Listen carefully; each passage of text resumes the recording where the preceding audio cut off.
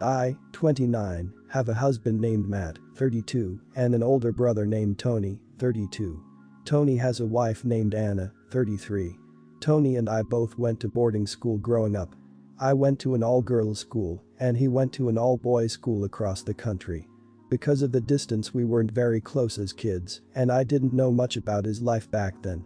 When Tony was at boarding school, he met my future husband Matt and they became best friends. At the time Tony was dealing with depression and Matt helped him out of it. Long story short, they ended up falling in love and having a relationship. Once they graduated high school they broke up and lost touch. I didn't know about any of this at the time. I ended up going to the same university as Matt, which is where I met him. I didn't mention my brother initially, because he wasn't really a part of my life, and since Tony and I have different last names, the three of us didn't put the pieces together until a family gathering a year later. I'm not gonna lie, it was tough at first for everyone involved, but eventually we were all able to get past it, and Tony and Matt became best friends again. Matt and I got married 3 years ago. When I met Tony's partner Anna for the first time, I privately asked Tony if he told her about his history with Matt. Tony said it was still a new relationship and he would tell her when they were more serious. Now Tony and Anna are married. Since Tony and Matt are so close, they often go on boys' trips with just the two of them. They took one of these trips this past weekend and everything was going fine until I got a call from Anna asking if I knew where Tony was. Apparently he told her he was going to see our parents, but she called them and he wasn't there. I told her that he was on a trip with Matt. She got upset and asked me if there was something going on between them. Thinking she already knew because she and Tony are now married, I told her not to worry because Matt and Tony's romance ended in high school. That's when I found out Tony never told her. Tony was furious at me when he got back because Anna is threatening divorce and I'm tearing up his family because I told her without asking him first. Apparently Tony didn't tell Anna the truth because he thought she wouldn't let him see Matt anymore and now Anna wants him to cut me and Matt out completely. Matt is upset too because he can't see Tony and he's losing his best friend all over again. My brother wants to cut me out of his life, his wife wants a divorce, and my husband is miserable, all because of something I said. I feel so guilty and can't help but feel as though I messed up. Am I the idiot? Not the idiot. However, you've been deceiving yourself regarding brother and your husband. It seems they can't quit each other and continue to take little trips to Brokeback Mountain. I hope you don't have children yet because that would complicate things terribly. OP, you should gently but firmly disentangle yourself from this web of deception. Your brother's anger at you is misplaced, he is only angry at getting busted. Your husband has been exploiting your naivety and forgiving nature. It's time to look out for yourself, your own peace of mind and emotional protection. It is a messy situation and all will be hurt by this, heal your own wounds first before worrying about the others. Not the idiot. Your brother said he would tell when things got serious. They've been married for a while not. It's logical to assume he actually told her. That said, this is one hell of a mess and misunderstanding. I would apologize since this blew up, but OP's brother is the major idiot. I'm so sorry you're going through this. Please find someone you trust who you can talk to about this. Please post an update if you feel okay about it. Shoot Tony's self-righteous fury right in the foot by reminding him you're not the one who lied to their spouse. Don't sunk cost this. If your husband has been lying to you, walk away from him and Tony. Life is too short to waste on someone you can't trust. After I gave my husband space, I confronted him about his trips with my brother. He agreed to be honest with me about their relationship. As some of you suspected, Matt knew when we first met that I was Tony's sister and started dating me to get close to Tony again. He claimed that in the first year of our relationship, before he reunited with Tony, he genuinely fell in love with me. When Tony saw us together, he admitted to Matt that he still loved him and was distraught when Matt said he didn't feel the same way. Eventually they made amends and became close friends again. Around the time Matt married me, Tony fell into a deep depression. That's when the trips started. Matt told me that initially he was just supporting Tony as a friend, but Tony broke down on one of the trips and confessed that he never stopped loving Matt and was lying about the trips to his wife because he felt guilty, also why he never told her about their history. He begged Matt to keep this a secret to protect their relationship. According to Matt, nothing physical ever happened between them. I pushed him on why Anna thought there was something going on, and Matt eventually admitted they were having an emotional affair. A few months ago, Anna overheard a phone call between Tony and Matt that made her suspicious, so she went through Tony's phone and confronted him about some things she found, no hard proof, but enough to make her uneasy. She told Tony she didn't want him hanging out with Matt anymore, but he did anyway until I accidentally ratted him out. My brother and sister-in-law have totally cut contact, so I don't have anyone to corroborate my husband's story. I still don't know how much of it I believe. If it's true, I don't know why Anna never told me anything. The whole thing sounds too ridiculous to be real, but for now it's all I have. Matt has apologized non-stop and wants to work through this, which I can't even think about right now. The past couple of weeks have been awful. Matt moved out. We both agreed that we need distance before making any decisions about our marriage, but I don't see us coming back from this. I don't think I'll ever be able to trust anyone again. The worst thing is I only have myself to blame for being so naive and not seeing the massive red flags sooner. And for marrying my brother's ex in the first place. More than anything, I feel so incredibly guilty. This was not the ending I'd hoped for, but I'm grateful that I at least have some answers now. Honestly, I'm not sure I would have had the courage to directly confront this if not for my post here. So despite everything, maybe we can all think of this as somewhat of a happy ending. Thank you all for your comments and support. I'm sorry this is happening to you, you have done nothing wrong. You trusted your husband and brother, which is something you should be able to do. You saw the best in them and they failed you. I'm concerned you had to press your husband to get him to admit the emotional affair, and he's now claiming nothing physical happened. That sounds like trickle-truthing, and especially given the way he's pressing you to work through it instead of respecting your need for space raises red flags to me. Please be gentle with yourself. Getting through this, no matter what the ending, will be a marathon, not a sprint. I hope you find peace and happiness down the road. I, 35, own my house. The layout of the house is important.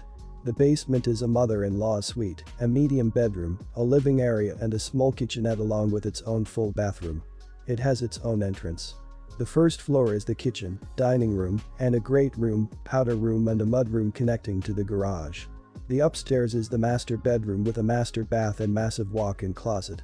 There are 2 more bedrooms along with a bathroom and a laundry area. One of the bedrooms upstairs I have turned into my office. I am currently working from home full-time. In April my nephew Alec, 20, came home from college because of current events. Alec is the oldest of 6 kids, and my sister, 37, has a bad habit of making him take care of his younger, 10, 8, 6, 6, 3 siblings. He reached out to me and I let him move into the mother-in-law suite. He has been living with me since then and we have had no issues. He does not parent, nor do I want him to. A couple of weeks ago my youngest sister, 29, came over. She and her husband are having financial problems since her husband lost his job. She has 2 children, 6, 4. She asked if they could move in with me for a while. I told her that I didn't think it would work because I only have 1 empty bedroom and I don't think that 4 people would fit very well. She said that she figured she and her family would move into the mother-in-law suite in the basement. I told her no, that was my nephew's area. Well, she started throwing a fit about that, about how she needed room and he didn't. I didn't budge. I knew what was coming next, so I spoke with Alec, telling him what his aunt asked and telling him it was his decision whether or not to give up his space. Sure enough, she went to talk to him and he told her he didn't want to move upstairs. She started ranting about what an entitled idiot he was and more. I should say that my youngest sister, let us call her Anne, has always been jealous of Alec. His mom was just 17 when she had him, so of course she was still living at home. Anne was the baby of the family until he was born. She was jealous of him since the day he was born. After she calmed down, she said fine, they would take my bedroom, using the walk-in closet as a bedroom for the kids. I said no to that and also to giving up my office. Well, she started ranting about how I never help her and basically just yelling at me. I told her that I was not throwing Alec out of what we both think of as his space for her. Anne stormed out and started complaining to our family. My oldest sister, Alec's mom, thinks that Alec should move back with her and Anne should get the mother-in-law suite. My mom agrees with her. I told them all that they don't get to vote on what happens with my house. Now they are all saying that Alec and I are both idiots for not helping Anne. I think they are ridiculous, but I thought I would post here for outside opinions. Am I the idiot? Not the idiot. Your house, your choice. It's as simple as that. Would it be nice of you to shake up Alec and your lives, to let her family move in? Of course. It's also super nice of you to let Alec live there in the first place. You are not the family hotel. And your choice to be one doesn't make you an idiot at all. It's quite literally none of your mom or sister's business what you choose to do with your home. Even Alec is only there by your choice. None of them have any innate right to your space. Your home, your sanctuary, your choice. It doesn't sound like you'll want the drama your youngest sister brings anyways. If mom and older sister are so concerned, they can open up their homes. You obviously have a comfortable setup with your nephew, in which neither of you end up being used by anyone else, unlike what it sounds like the rest of the family dynamic is running on, and I don't blame you for wanting to keep the peace you've got. I just want to make sure I understand here, did they just invite themselves to move into your house? Bold, super bold. Would it be nice if you to let them move in with you? Yes, but you're not obligated. It's your house. There are members of my family that I know I would never let live with me. People who for one reason or another think or behave in ways that I wouldn't find acceptable in my home. That's the thing though, it's my home, I can say no if I want to, and no one gets to argue. Perhaps it's not my place to say, but this sister of yours seems a little bit entitled. That she believes your whole household should shift itself to accommodate her, including you giving up your own bedroom, is something. Last weekend, I had a small get-together for immediate family, only they are in our social bubble, for my son's birthday. My brother brought my nephew, 8, to my house. He has a history of being destructive to people's homes, and my brother and sister-in-law do not discipline him. According to them, he just doesn't listen, so they just give him what he wants. This is not the first time my nephew has destroyed my house, or other relatives for that matter, and I finally had enough. The last time they were over, my son, 17, him mistreating our cat. After they left and saw that he dumped out all of our soap and shampoo in the bathroom on the floor when my daughter, 15, slipped on the tiles.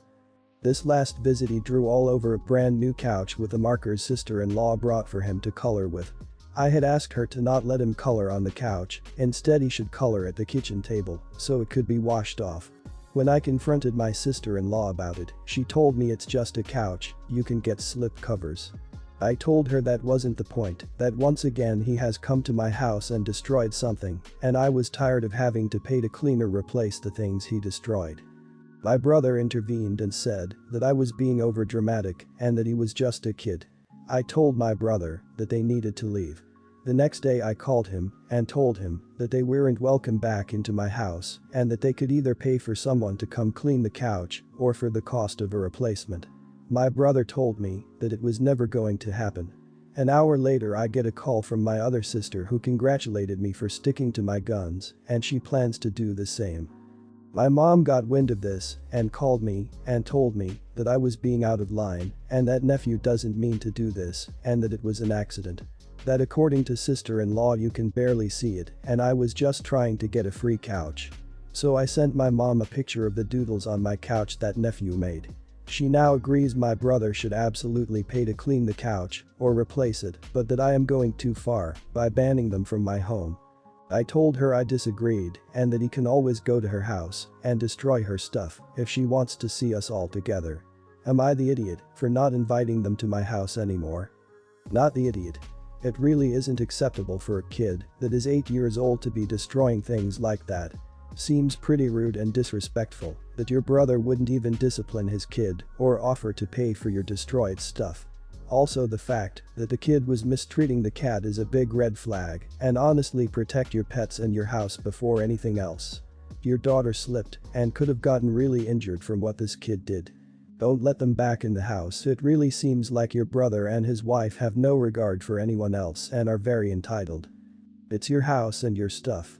If the kid was a toddler, sure, but he's 8. He should know better, and so should they.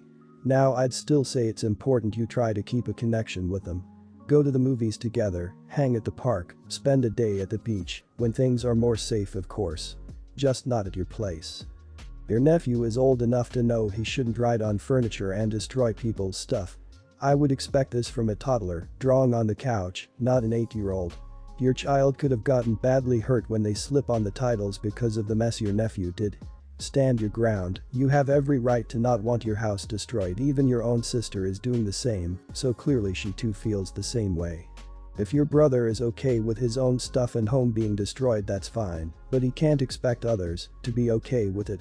Like you said, if your mom wants to have all of her children and grandkids under the same roof, then you all can go over to her house instead. You're not the idiot here. My pregnant sister assumed I would be taking a week off of work to help her when she has her baby. I am in a new job where I do not have paid time off and cannot really afford to lose a week's pay. I have offered to stop by after work. I can be there as early as 3 p.m. to help out. I didn't think she would care as she has 3 people to help her during the day. Her mother-in-law, our other sister, and her husband will be home with her. She was very upset when I told her and feels I am being unfair because I was able to be around for my other sister when she had her baby years ago. I was a student at the time and on summer break. I tried to explain that it's not that I don't want to be there to help her support her, I just can't really afford to not get paid for a week, but if she really needs me, I can work something out. This made her even more upset and she said that I was being greedy and that I only care about money. I have always been available if she ever asked for help in the past and told her whatever she needs, I'll try to figure something out. I was initially hurt by her reaction, but am now starting to doubt myself. Am I the idiot? Not the idiot. You have to make a living, you have to take care of yourself. You had more time when you were just a student on summer break, but now you're in a job that will penalize you for taking time off. Help her when you can, not when she says that you should help her. If she argues money, just tell her that you need to pay your bills and buy food, hence why you're not taking a week's pay to help her out. I am so sick of people acting like having a baby is this huge disaster they need everyone to save them from. One of my aunts bought us some pre-meonices because our baby came earlier than expected and someone dropped off a few Trader Joe's freezer meals a few weeks after the birth. We handled everything else ourselves. I had already filled our chest freezer with enough food for a month plus. My husband kept the apartment clean and did diaper laundry and we were fine. Now I agree that she might have built up an expectation of how things were going to go and thought this would be an important bonding moment with you and she's just expressing her disappointment poorly, but you are not an idiot for taking care of your needs before giving help. You're not responsible for your sister or your sister's baby. I understand that it may be nice for her to have the support during a time like that, but you're under no requirement to do so, not when you're unable to take time off work, and especially not when she already has so much support from other people. You have your own life and your own responsibilities. You're not being greedy, you're not being selfish. It was wrong of her to assume you would be there in the first place. She should have discussed it with you, rather than taking advantage of it. Sometimes you've got to look after yourself before you look after the people around you, and that's absolutely okay.